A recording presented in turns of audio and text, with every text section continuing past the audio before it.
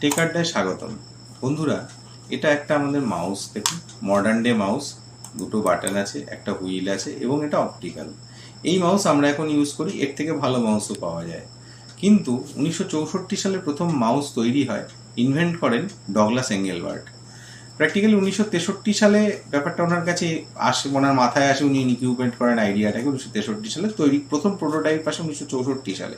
সেটা দেখতে কিরকম ছিল জানেন তো? অনেকটা এরকম একটা বাক্স, একটা কাঠের তৈরি করেছিলেন উনি। একটা কাঠের বক্স, যার নিচের দিকে একটা হরাইজন্টাল হুইল ছিল, একটা ভার্টিক্যাল হুইল ছিল, আর উপরে একটা মাত্র বাটন ছিল। এটা উনি তৈরি করেন 1964 সালে প্রোটোটাইপ। আর 1968 সালে এটা কমার্শিয়ালি প্রডিউস হতে শুরু করে কম্পিউটারে ব্যবহার করার জন্য। সেখান থেকে আজকের এই মাউসে আমরা পৌঁছেছি। বিবর্তনটা খালি নিজেরা ভাবুন। আর এই ধরনের আরও তথ্যের জন্য টেক আড্ডা চ্যানেলটাকে অবশ্যই সাবস্ক্রাইব করুন।